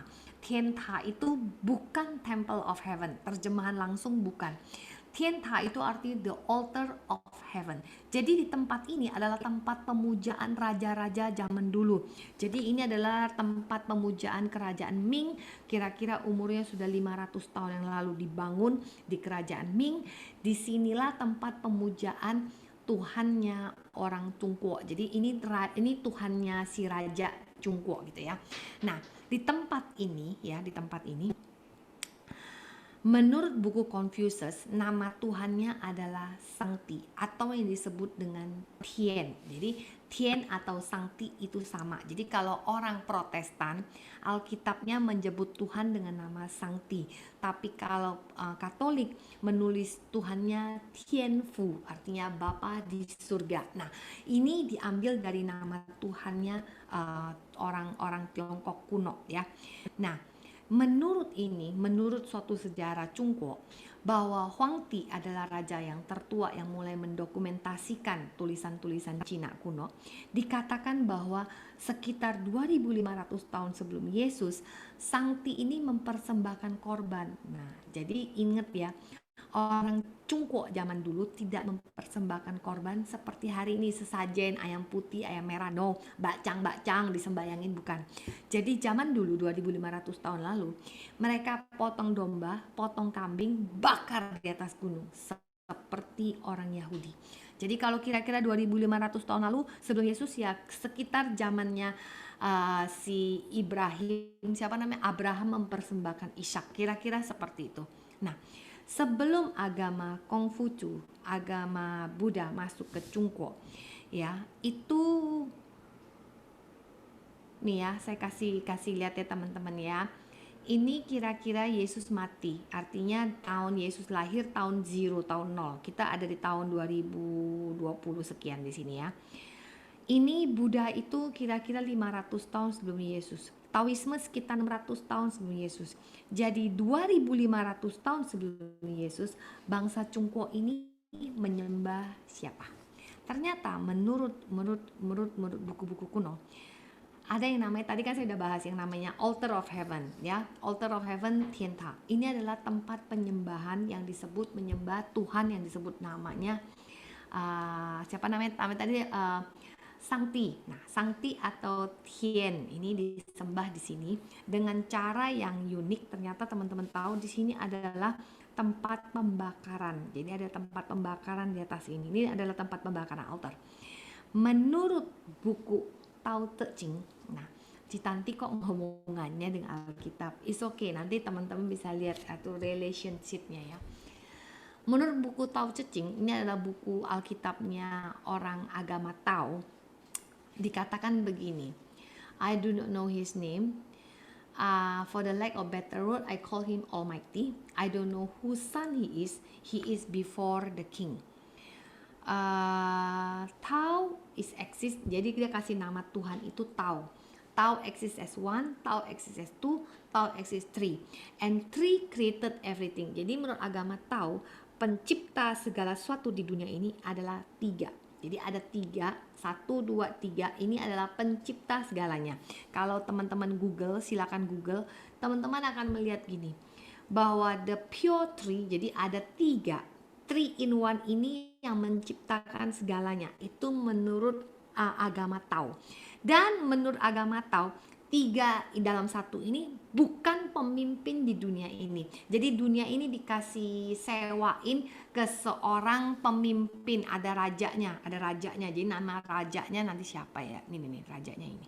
Nah, ini Jack Emperor ini adalah orang Tian Kong ini diberikan kuasa untuk menjalankan pemerintahan di dunia. Tetapi sebenarnya dunia ini milik 3, the 3 in 1 itu. Jadi makanya orang Chinese suka sembayang pakai hio 3. Orang Chinese kalau sembayang ada mangkok 3. Nah, 3 ini karena melambangkan bahwa pencipta langit dan bumi itu adalah 3 in 1. Nah, bahkan di Tianta ini karena lihat lah nih ya, dia punya langit-langitnya ada 3. Ada 3 undakan, ada 3 pintu gerbang, ada tiga itu muncul di mana-mana. Nah, upacaranya orang Chinese kuno, nah ya, sekilas saya masukin ya, upacaranya itu dilakukan setahun 3 kali, dan upacaranya besar-besaran dari istana raja menuju Tianta ini, tempat sembayangannya mereka, yang sembayang Sangti ini. Mereka punya 2000 penyanyi khusus untuk penyembahan ini, kata rajanya. Jadi 2000 penyanyi ini beda sama entertainer yang ada di istana. Nah, ini kira-kira di dalam bangunan itu tidak ada gambar binatang satupun, tidak ada gambar bunga satupun, ornamennya hanya ornamen biasa, tidak ada patung apapun di dalam tempat penyembahan ini. Yang ada cuman sebuah tulisan, di tengahnya ada tulisan. Nah, ini tulisan yang Chinese-nya yang sekarang, dan ini tulisan kunonya. Tulisan ini dibaca seperti ini, Tian Sangti, artinya Supreme Lord of Heaven. Nah, atau nama di atas segala nama. Coba teman-teman buka Wahyu 19. Coba ada yang bacain saya dong, Wahyu 19. Coba Wahyu berapa ya? 19 kayaknya benar. Coba ada yang bukain saya Wahyu 19. Ketika Yesus datang kedua kali, namanya siapa? Coba kita lihat ya. Wahyu 19 ayat yang terakhir. Wahyu 19 ayat 16. Coba ada salah satu yang bacain. Ketika Tuhan Yesus datang kedua kali, maka dia mempunyai gelar atau nama. Ayo bacain. Ada yang udah ketemu? Ada Ci. Ayo coba bacain. Dan pada jubahnya dan pahanya tertulis suatu nama, yaitu Raja segala Raja dan Tuhan di atas segala Tuhan. Nah, ketika Yesus datang kedua kali, Yesus naik kuda putih, di pahanya dan jubahnya ada tulisan Raja di atas segala Raja, Lord above Lord, Tuhan di segala Tuhan, Raja atas segala Raja, nama di atas segala nama. Jadi kalau bahasa Chinese-nya ya Huang Tian Sangti. Jadi Yesus datang kedua kali punya gelar sama dengan Tuhannya orang Cungko. Terus apa hubungannya Citanti dengan malam ini kita membahas the blood of covenant. Nah, sebentar sabar ya. Di tempat ini ya, yang lebih aneh lagi, ketika mereka memuja Sangti ini tidak ditemukan misalnya sesajen kayak kita hari ini ngeliatin di kelenteng-kelenteng, tidak seperti itu. Jadi yang dipersembahkan adalah amblemished bull, jadi sapi yang tidak bercacat celah, itu yang dipersembahkan. Ini teman-teman mulai kok kayaknya pernah dengar ya, di mana ya, di Perjanjian Lama. Nah, terus yang lebih aneh lagi, ketika raja yang rame-rame tadi datang ini menyembah ini, raja dengan rombongannya datang, terus raja akan cuci tangan, raja akan setiap langkah rajanya kau-kau itu loh, menyembah sampai ke tanah. Terus itu raja akan duduk menyanyikan 12 lagu. Saya nggak tampilin sih syair-syairnya. Kalau syair-syairnya teman-teman lihat, syair-syairnya diambil dari kitab Kejadian. Aneh ya, itu zaman kuno banget sembayangan seperti itu. Dan yang lebih aneh lagi, binatang-binatangnya itu tidak boleh bercacat celah. Dan 2 bulan sebelum ini upacara, itu para pangeran sudah ngumpulin binatang dari seluruh Tiongkok yang bagus. Dan 5 hari sebelum upacara diselidiki lagi, binatang tuh dipilih yang terbaik. Jadi nanti pas acara itu adalah yang binatang tidak boleh ada cacat celah. Nah setelah itu pada hari H ketika raja sedang sembahyang di atas begini, binatang-binatang itu akan digiring, itu ratusan itu untuk penebusan dosa. Orang Cina juga ada upacara penebusan dosa seperti orang Yahudi. Maka binatang-binatang itu akan digiring masuk suatu lubang yang namanya Kui Men Kwan. Nah, Kui Men Kwan ini kalau teman-teman tahu artinya ada the gate of hell. The gate of hell artinya binatang itu dipercaya harus masuk ke dalam lubang neraka. Ini ya. Jadi binatang itu adalah represent umat orang Cungko zaman itu. Orang Cungko harusnya masuk ke dalam lubang neraka, tetapi binatang-binatang ini yang mengambil alih dosa, dan binatang-binatang ini yang masuk, dan itu binatang-binatang ini akan dibakar untuk menjadi pendamaian dosa umat orang Cungko kepada Tuhan yang disembah namanya Sangti. Nah, sekarang teman-teman mulai, masa sih Ci? Ya betul, ini benar-benar terjadi. Ya, kenapa disebut oleh saya merasa teman-teman udah heran nggak? Kenapa neraka itu orang Chinese percaya neraka itu adalah Kui Men Kwan, gate of hell. Jadi ada pintunya. Jadi bukan suatu lubang di dalam gunung atau bukan suatu lubang yang masuk gak bisa keluar, tetapi dikatakan itu ada pintunya. Dan kalau bahasa Inggrisnya itu lebih keren lagi ya. Kalau di Matius 16 ayat 18 dikatakan ini, Petrus, di atas batu ini akan kudirikan jemaatku, dan alam maut, kalau kita bacakan alam maut, bahasa Inggrisnya the gate of Hades, artinya sama kayak dari pintu neraka. Kalau diterjemahkan dalam bahasa Chinese ya Kui Men Kwan. Jadi orang Chinese zaman dulu nggak baca Alkitab aja mereka sudah percaya bahwa neraka itu adalah suatu tempat yang ada pintunya. Makanya orang Chinese percaya setahun sekali itu arwah-arwah keluar gentayangan itu loh, bulan 7 itu loh, bulan 7 Cina itu arwah gentayangan sehingga harus dikasih makan. Mereka itu setahun sekali ada holiday. Jadi makanya orang Chinese percaya dan suka bakar uang kertas, karena uang kertas itu dipakai untuk nyogok raja neraka. Mungkin kalian generasi muda nggak tahu, tapi zamannya saya kecil, kita orang kalau sembahyang harus itu kan bikin duit zaman dulu, bener nggak? Kalian masih ngalamin nggak? Karena kalian sudah sangat muda. Oke, aku berkata kepadamu, Yohanes 5:24, barang siapa mendengar perkataanku dan percaya pada Dia yang mengutus aku, ia mempunyai hidup yang kekal dan tidak turut hidup dihukum, sebab ia sudah pindah dari alam maut ke dalam alam hidup. Nah, alam maut itu sekali kata of Hades. Nah, Tanti ini ngomong apa ya? Kenapa langsung lari ke sini ya? Saya mau sabar ya. Nah, ketika orang Yahudi zaman dulu, ketika mereka membawa kambing sebagai korban penebusan dosa, nih yang gambar di sini, maka mereka akan menyerahkan binatang itu kepada si orang Farisi, imam besar. Terus imam besar akan meletakkan tangan di atas binatang itu sehingga dosa dari keluarga ini pindah ke binatang ini, dan binatang ini dibunuh, darahnya dipercikkan di atas mezbah dan akan dibakar. Dan itu adalah tanda penebusan dosa. Sama dengan orang Cungko, ternyata orang Cungko zaman dulu juga seperti itu. Raja itu disebut Wang, ini tulisan Wang ya, raja ya. Raja itu yang di atas garis ini adalah namanya heaven, yang di bawah adalah bumi. Dan raja itu ada di tengah sebagai intercessor. Jadi raja zaman Cungko itu adalah intercessor antara dia dengan Tuhan di langit untuk mendamaikan dosa umat Cungko dengan Tuhan yang di atas. Makanya zaman sekarang kalau kita lihat tulisan Cungko kuno, Wang itu Tuhan, Wang itu raja.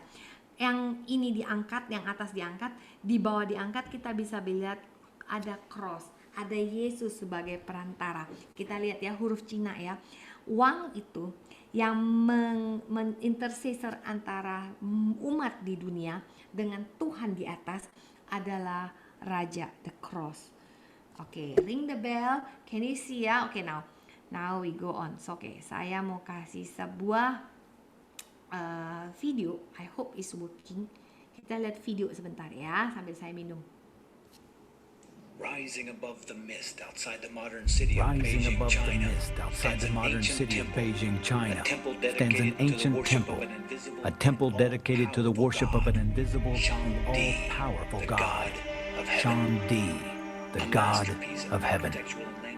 A masterpiece of architectural and landscape design, this magnificent structure serves as a mysterious reminder of a time when the spiritual heart of the Chinese nation was much different than it is today. A time when China was ruled not just by one emperor, but by one God.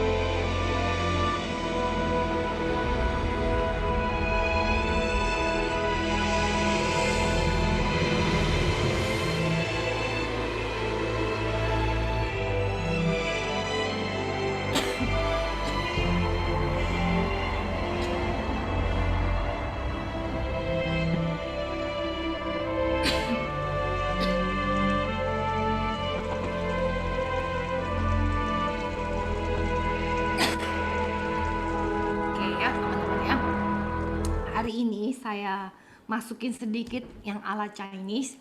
Sebenarnya ini seminar 3 jam kalau saya bawain di Jakarta. Biasanya laku seminarnya kalau lagi Chinese New Year. Ya, sorry. Terus apa hubungannya the blood of covenant? Karena hari ini saya mau jelaskan dengan cara budaya kita yang banyak sini, banyak orang Chinese. Saya mau jelaskan the blood of covenant dengan gaya Chinese. Nah, buat teman-teman yang masa kecilnya seperti saya, jadi saya nggak tahu sekarang film silat nggak kayak zaman ini. Waktu saya kecil film silat itu seperti ini. Jadi nanti ada anak muda, papanya mamanya dibunuh gitu. Dan kalau dia dibunuh, dia itu pergi belajar silat di dalam goa. Belajar silat, dapat kitab apa, belajar sampai bisa nanti untuk bisa balas dendam. Kira-kira film silat zaman dulu ya. Terus dalam perjalanannya ternyata dia ketemu satu orang yang begitu baik yang mengangkat dia sebagai saudara.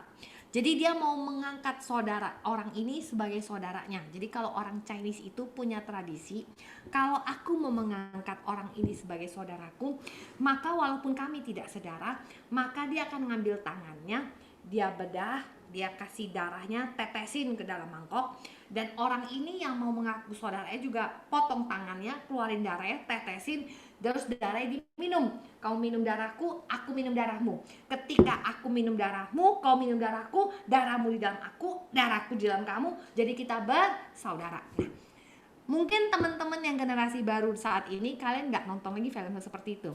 Tetapi seperti itulah namanya tradisi orang Chinese. Tradisi minum darah itu, tradisi berjanji pakai darah itu sampai hari ini masih valid. Kalau teman-teman nonton film Yakuza, untuk masuk suatu geng Jepang gitu, juga harus ada upacara minum darah, ya kan? Atau masuk geng Hong Kong triad ya, itu juga harus minum darah. Jadi ketika mengkhianatin maka harus bertumpahan darah. Begitu kira-kira teman tahu ya. Ngerti nggak? Coba angkat tangan yang tahu nggak film-film atau perjanjian yang model gitu, dikit-dikit makan minum darah. Itu adalah tradisi Cina, dimana ketika saya minum darah kamu, kamu minum darah saya, ada suatu ikatan, ada suatu suatu binding. I'm with you, you with me. Kalau satu orang nyerang kamu karena kamu sedarah saya, berarti dia nyerang saya. Ketika orang itu menjadi musuh kamu, dia musuh saya. Jadi ketika orang ada darah, ada binding, maka hidupnya itu adalah bukan diri saya saja, tetapi setiap yang punya darah saya itu harus saya bela dan saya siap mati untuk orang yang sedarah dengan saya. Sampai sini kita ngerti ya teman-teman ya. Ini adalah tradisi Cina.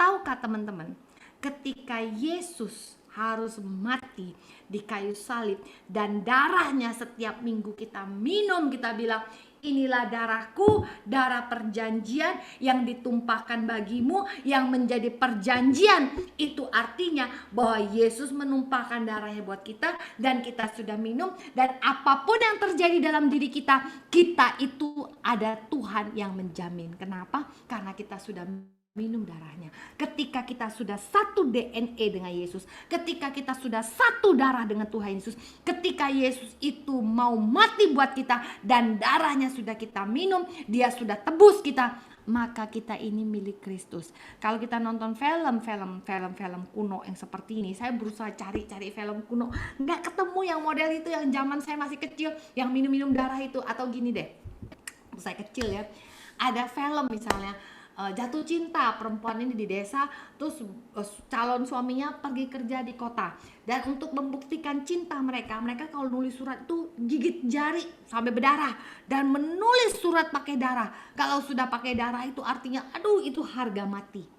Nah, lambang darah ini di dalam tradisi Chinese kuno itu seperti Yesus mengatakan kepada kita, setiap minggu kita makan darah Yesus, setiap minggu kita minum darah Kristus, setiap kita ekaristi, setiap darah itu artinya antara kita dan Tuhan satu DNA. Kita itu sudah ditebus dan dibayar. Kita itu punya ikatan saudara dengan Yesus, sehingga kalau kamu diganggu, bukan orang itu yang ganggu kamu, dia ganggu Tuhannya kamu. Bisa ngerti? Makanya Benny Hinn bilang begini, ini pernyataan Benny Hinn, seorang pendeta terkenal yang suka bikin mukjizat di mana-mana. Dia mengatakan bahwa gereja Katolik lebih banyak mukjizat daripada gereja yang lain. Saya ulangin ya. Benny Hinn berkata bahwa lebih banyak mukjizat di gereja Katolik daripada di gereja Protestan. Why? Because orang Katolik makan ekaristi teratur. Ketika kita menerima tubuh Kristus sungguh-sungguh sebagai tubuh Tuhan, dan kita minum darah Yesus serius dengan Tuhan, maka mukjizat terjadi. Mengapa perjanjian itu harus dengan darah? Karena hanya darah yang bisa mendamaikan. Hanya darah yang bisa mendamaikan kita yang berdosa dan najis ini pada Tuhan yang begitu kudus.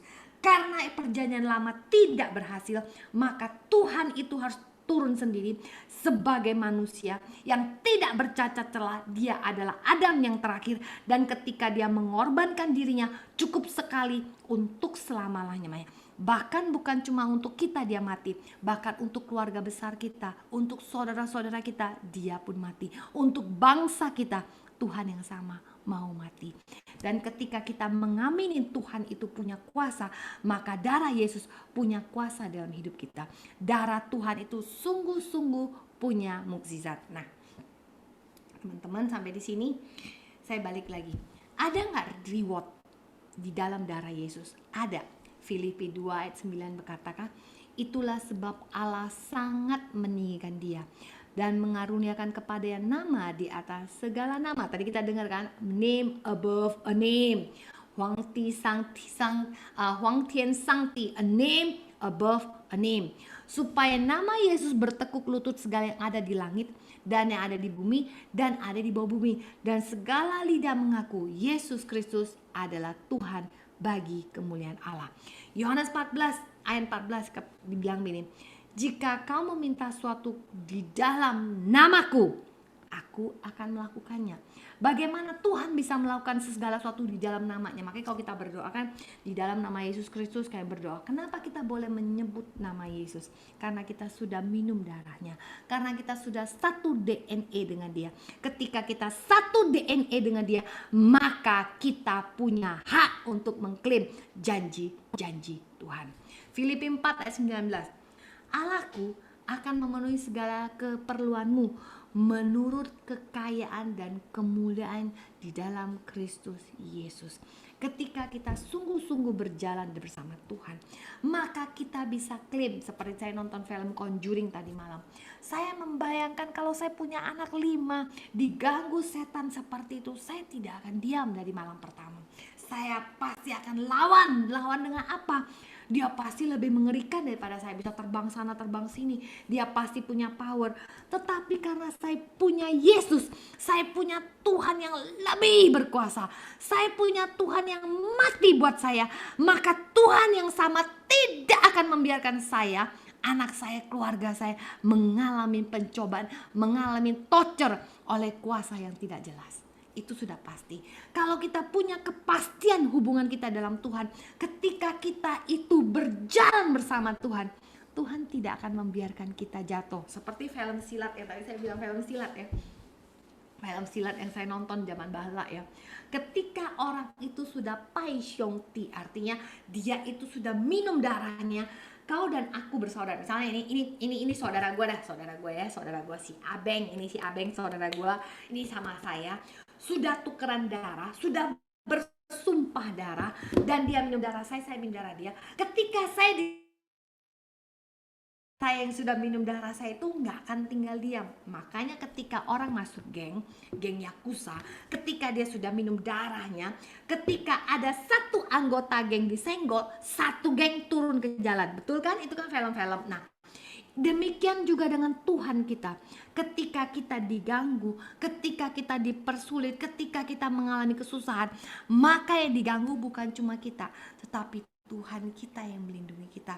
So, semua yang dikasihi Tuhan, percayalah, Tuhan kita tidak akan pernah tinggal diam. Ketika kita mengalami kesusahan, ketika kita sedang menangis, ketika sedang bergumul, Tuhan itu tahu dan Tuhan itu tidak tinggal diam. Alkitab mengatakan begini, sengsaraku, Tuhanlah yang menghitung, air mataku Kau tampung dalam kirbatmu. Ya Tuhan, Kau tahu hatiku yang hancur, namun ku percaya. Alkitab mengatakan bahwa setiap tetesan air mata kita Tuhan tampung. Tuhan tahu nggak, ketika kita di dalam pandemik ini angka-angka naik, semua berita buruk. Ketika di sana merah, saya lihat Jakarta merah, Jawa Tengah merah, Bandung merah. Serem banget, serem sekali. Tapi ada satu jaminan bahwa Ia mengasihi kita. Kalaupun kita harus berjalan di tengah badai ini, ketika Tuhan di dalam perahu kita seolah-olah sedang tidur, tapi karena kita anak Tuhan, kita boleh berteriak, Bapa, Tuhan, wake up, help us. Tuhan tolong nation kami, Tuhan tolong bangsa kami keluar dari pandemik ini. Tuhan sanggup. Tuhan tolong keluarga besar saya keluar dari pandemik. Tuhan sanggup. Ingat baik-baik, Tuhan sanggup. Kalau kita sudah minum darah Kristus, kita bukan diri kita lagi. Saya bukan Tanti lagi, tapi saya Tanti, anaknya Yesus. Sehingga kalau saya diganggu, Tuhan saya yang terganggu, bukan cuma saya. Nah, teman-teman lihat, ada ayat lagi. Nah, ini yang bagus. Ayo buka ayatnya. Ayo buka sama-sama. Ayo satu orang bacain saya. Roma 8 ayat 15 sampai ayat yang ke-17. Coba ada satu yang bacain. Ini harus masuk ayat ini hari ini, oke? Roma 8 ayat 15. Ayo salah satu bacain saya dengan suara yang paling keras.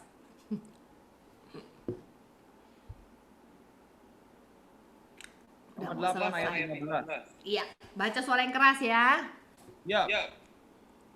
Sebab kamu tidak menerima roh perbudakan yang membuat kamu jadi takut lagi.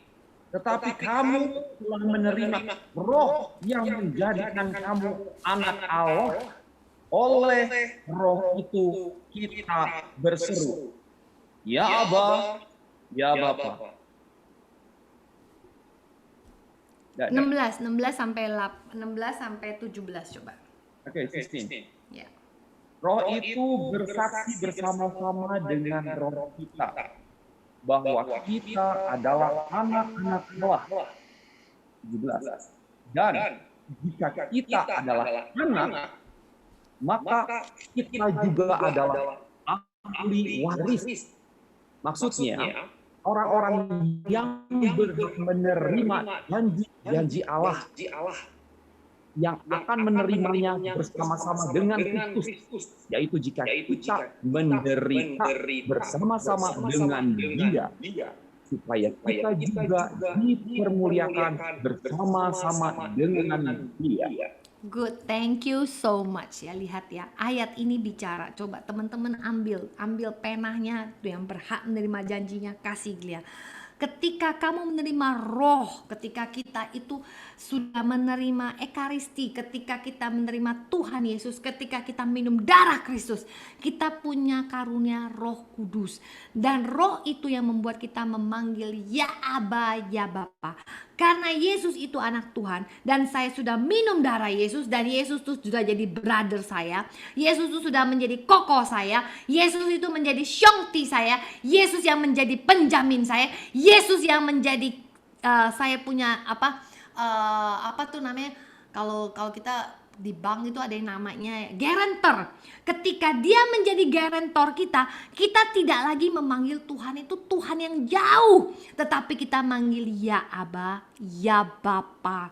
Maka Tuhannya Yesus, Bapanya Tuhan Yesus menjadi Tuhan kita. Ketika kita punya hubungan dengan Tuhan, maka Tuhan kita tidak jauh tapi menjadi dekat. Dan dia menjadi Bapa kita. Ketika dia menjadi Bapa kita, kita jadi anak.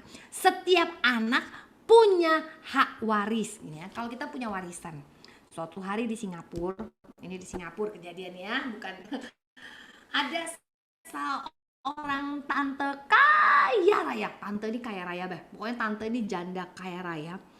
Tante ini nggak punya anak, kaya sekali, hobinya pergi traveling. Dia pergi traveling ke Chungkwok. Terus ketemu tour guide yang cakep gitu ya, masih muda, ngomongnya enak sekali. Jadi si tour guide ini diangkat menjadi anak. Diangkat anak, tinggal bareng di Singapura. Di Singapura rumahnya besar pakai villa.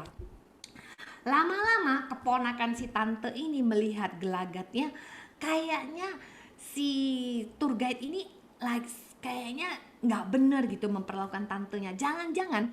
Jadi ketika tantenya mulai demensia gitu, ini perkara dibawa ke pengadilan. Bagaimana mungkin seorang yang bukan darah sendiri, cuma ketemu jadi tour guide, bisa tinggal di rumahnya, bawa anak istrinya di sekolahin, pakai fasilitasnya, dan akan mewarisin harta dia yang begitu besar. Dan itu diselidikin di court dan akhirnya jadi bahan kalau di court itu kayak jadi pengadilan, jadi heboh gitu berita ini. Jadi ternyata ya, setelah diselidikin, tour guide ini ternyata conman. Jadi dia itu penipu yang berusaha menipu si tante ini dengan kata-kata yang manis. Singkat cerita, hartanya akhirnya jatuh ke tangan keponakan dia sendiri yang punya saudara. Ketika tidak saudara, dia tidak punya hak.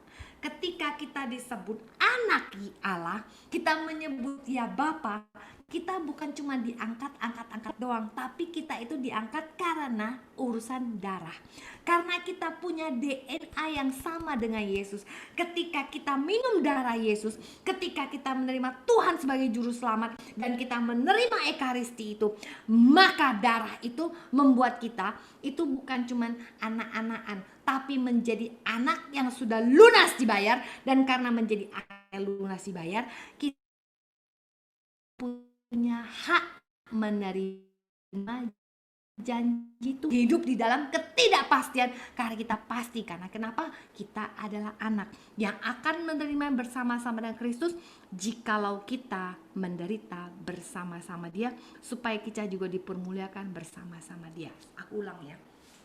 Ketika kita mengaku Yesus sebagai Tuhan, ketika kita memanggil ya Aba ya Bapa, maka ketika itulah ya, ketika kita menerima Ekaristi, ketika kita dibaptis, memberi diri kita bersama Tuhan, maka roh kita, maka DNA kita itu adalah sama dengan Yesus. Kita anak Allah.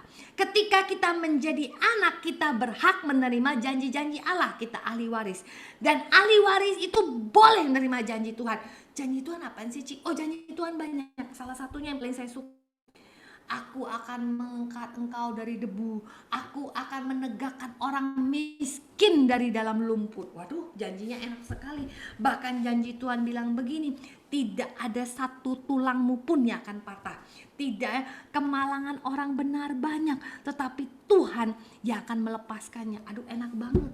Kita punya Tuhan seperti itu. Tuhan punya banyak sekali janji. Bagaimana supaya janji itu bisa saya peroleh, bisa saya klaim, Citanti? Panggil Aba, terima Yesus, baca firman, percaya Yesus, serius dengan Tuhan Yesus, terima Ekaristi, dan kita adalah anak-anak Allah. Itu baru 50%. Dan yang satu lagi, ketika kita menderita bersama-sama Dia, kita juga akan dipermuliakan.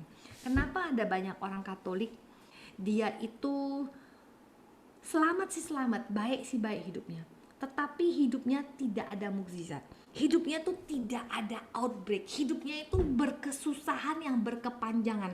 Bukan orang yang susah terus menang, susah dimenangkan.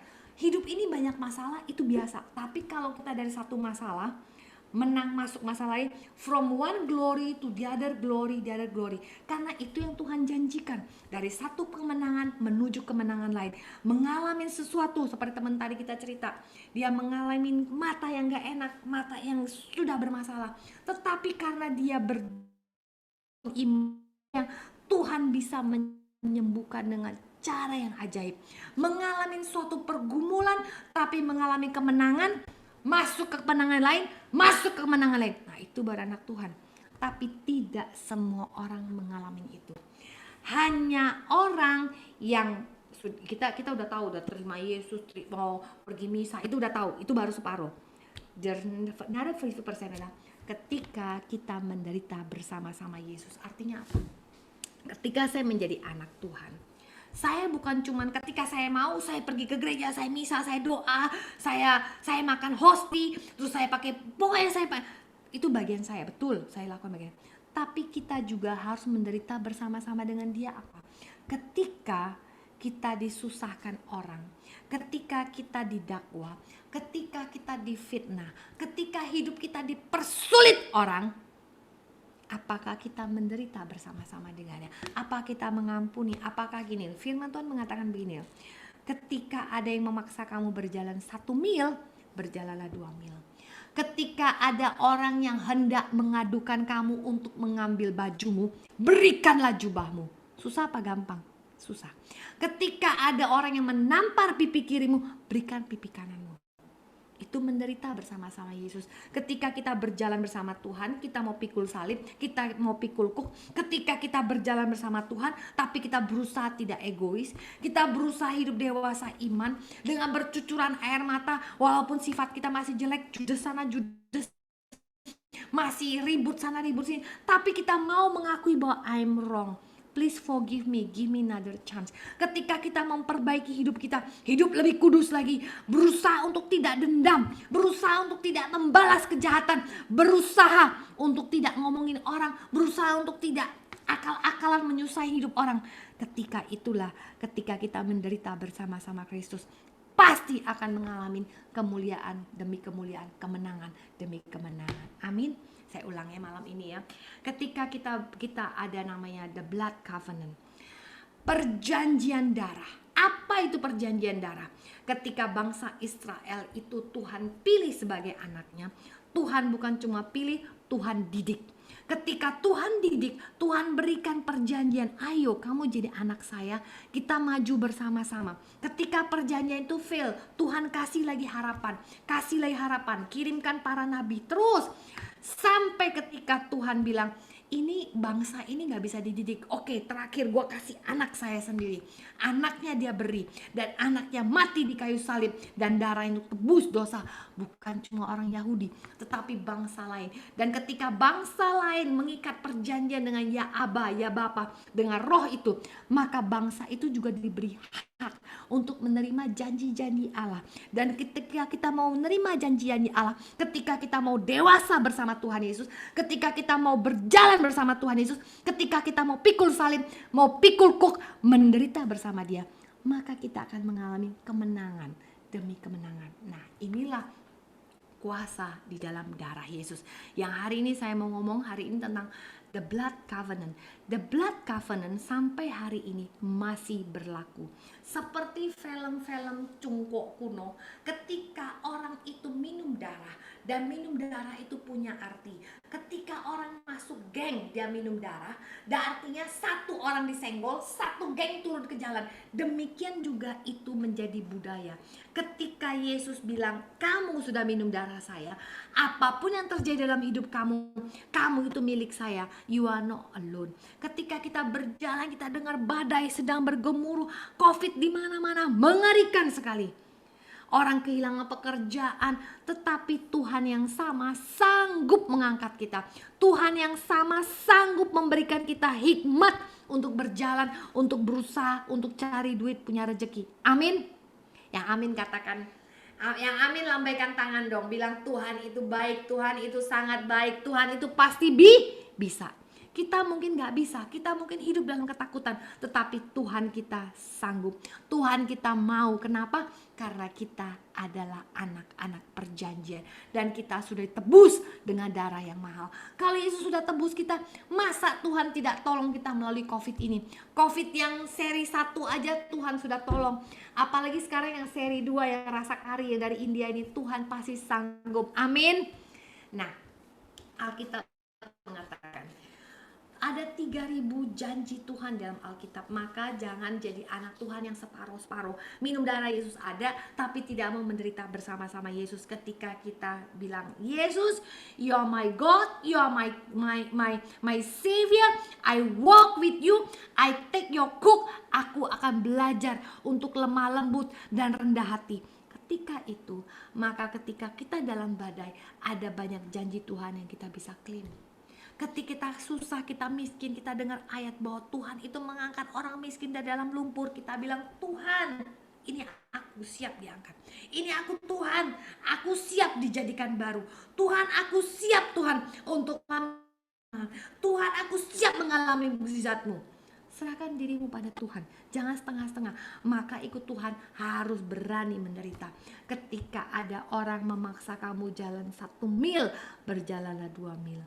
Ketika ada orang mengadukan kamu dipersulit, kamu difitnah dengan berbagai alasan untuk mengambil bajumu, berikanlah jubahmu, ambil. Bagian kita, let it go. Tuhan akan membela perkara kita. Amin.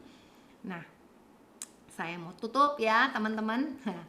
Sekarang coba yang di sini, apa kesimpulan firman hari ini? Coba ada satu yang bantu saya. Apa yang bisa teman-teman simpulkan setelah saya ngomong dari tadi berapa jam ya? Hampir 50 menit. Coba kasih saya kesimpulan pertama. Apa yang teman-teman dapatkan malam ini? Ayo dong, bantu dong. Aku udah ngomong sampai 50 menit. Ayo. Apa kesimpulannya malam ini? Patricia Devina, ayo bantu aku. Apa yang kamu dapat malam ini dari The Blood Covenant? Ayo Patricia. Atau namanya Dion Dinus Diki. Kesimpulannya mungkin untuk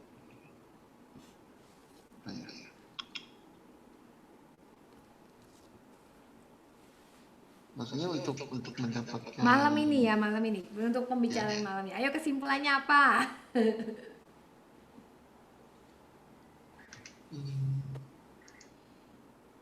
Kadang emang berjalan sama Tuhan tuh nggak gampang sih, maksudnya susah sih, seperti yang cerita barusan itu. Betul sekali, dia berjalan bersama Tuhan itu tidak gampang. Tetapi Tuhan bilang begini, Tuhan punya inisiatif memilih kita, amin. Tuhan yang memilih kita, Tuhan yang mengangkat kita, Tuhan yang membuat perjanjian, Tuhan yang berinisiatif juga. Tuhan yang sama juga mencarikan jalan keluar buat kita, amin. Tuhan yang sama selalu ketika kita ada usaha nih, walaupun kita itu nggak suci-suci banget gitu ya, ketika kita itu nggak kudus-kudus banget, Tuhan selalu sediakan reward buat kita, amin.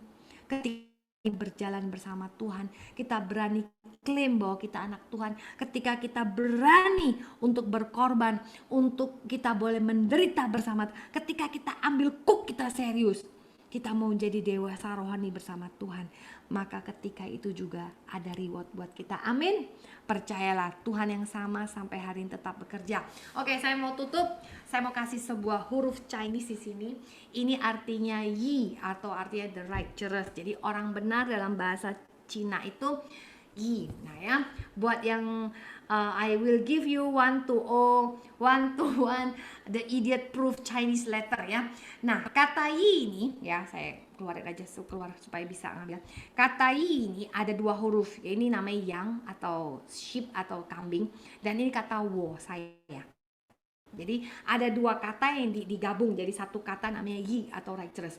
Orang benar menurut orang Chinese ada dua huruf, satu adalah domba, satu adalah saya. Artinya apa? Ketika anak domba di atas saya, ketika anak domba yang menguduskan saya, ketika anak domba ada di atas saya, maka saya menjadi orang benar. Orang benar itu bukan karena perbuatan saya, tetapi karena Yesus mati buat saya. Amin. Tepuk tangan dong buat firman Tuhan hari ini. Buat Tuhan kita itu dahsyat, Tuhan kita itu sanggup, dan bagi Tuhan tidak ada yang mustahil. Sekali lagi saya mau tutup hari ini, teman-teman. Kita itu adalah anak-anak perjanjian. Kita itu punya darah yang mengalir dalam diri kita. Dan kita punya darah itu adalah Yesus yang mati di kayu salib. Dan Yesus yang mati di kayu salib itu tidak main-main. Dia memberikan darahnya yang mahal buat kita. Ketika dia memberikan darahnya yang mahal, ketika kita menjadi anak-anak Tuhan, maka kita boleh mengklaim janji-janji Tuhan. Kita berhak atas janji-janji Tuhan. Dan janji-janji Tuhan itu adalah janji yang diberikan kepada orang yang serius. Kan dibilang begini, kalau ada warisan itu hanya berlaku ketika orang tuanya sudah mati. Dan berlaku juga ketika anak itu sudah usia akil balik, ketika dia masih underage. Walaupun bapaknya kaya sekaya apapun, dia hanya dikatakan anak perjanjian, tapi dia tidak akan pernah menikmati harta bapaknya. Tapi ketika dia sudah umurnya dewasa, maka warisan itu boleh dipakai. Sama dengan firman Tuhan.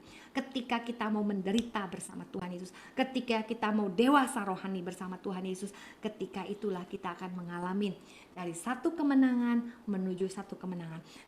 Dari satu mukjizat kepada mukjizat yang lain, dari satu kemuliaan kepada kemuliaan yang lain. Saya berdoa agar di PD ini teman-teman yang ikut Yesus dengan serius, teman-teman di PD ini yang berjalan bersama Tuhan dengan serius, di PD ini kalian masih muda tetapi kalian memberikan waktu kalian buat Tuhan Yesus, kalian sungguh serius dengan Tuhan, maka kalian akan mengalami kebaikan dan kemurahan Tuhan.